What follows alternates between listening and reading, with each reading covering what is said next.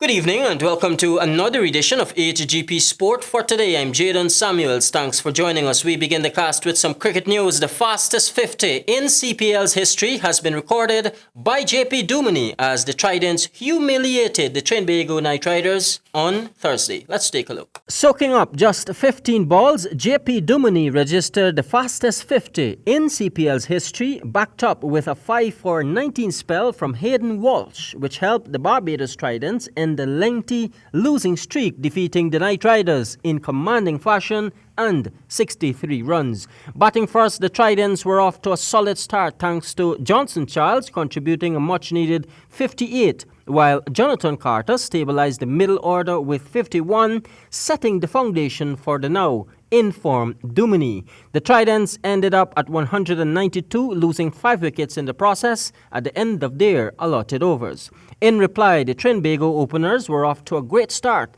but were denied much-needed runs thanks to USA player Hayden Walsh taking 5 wickets, leaving the batting side in early trouble.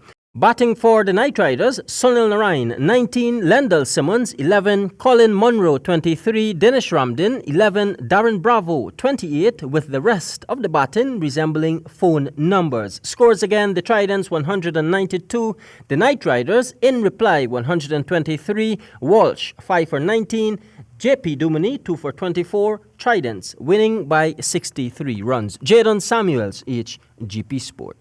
Turning our attention to some futsal, the Beat Them Bad futsal competition comes to the National Gymnasium starting this weekend. Samuel Gillis tells us more. The People's National Congress Reform Georgetown District, in partnership with the Georgetown Mayor and City Council, kick-started the Beat Them Bad 3-day futsal competition on Friday. The National Gymnasium, located at Mandela Avenue and Princess Street, is the place for the anticipated keen rivalry among some of the top futsal teams in and around Georgetown, as 16 of the best Guyanese team will go head-to-head for over $500,000 dollars in cash and other prizes.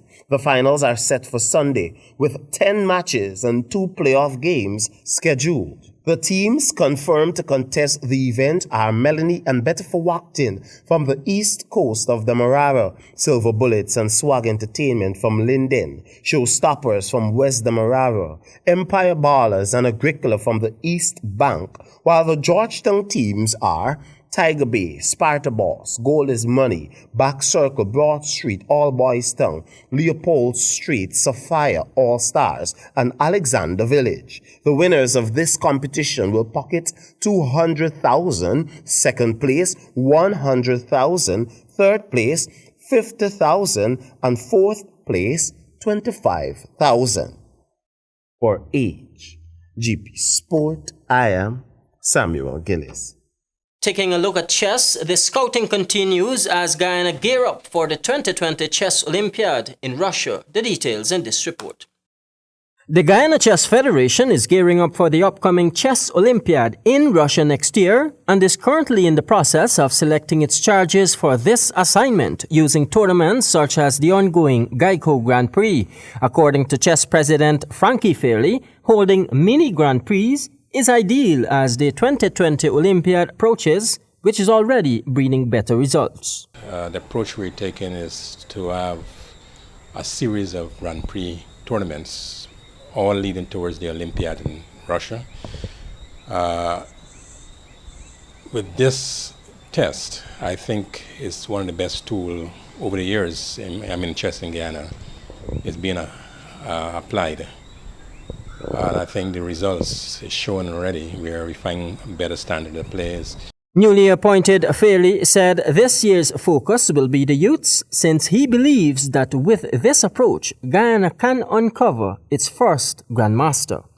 Well, we want to focus a lot on kids, chess in schools, chess in communities, chess in youth groups.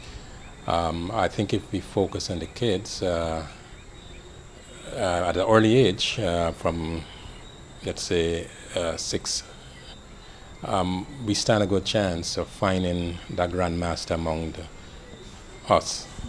Guyana's senior champion Anthony Drayton has already qualified for the 2020 Russian engagement. JADON Samuels, HGP Sport. And finally, in sport this evening, the 9th annual King Midas Pansy Adonis Classic will be held for 4 days. We have the details in this Stanford Howard report.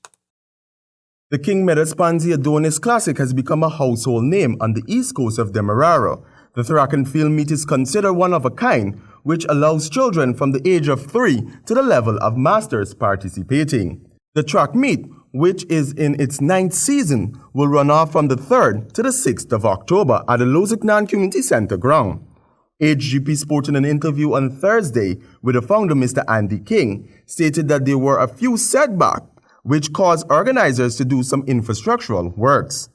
What I would have liked with the preparation should have started just at the conclusion of last year's meet, but that never really materialized. So what ended up happening now, I had to hire a private contractor, Mr. Courtney Ben.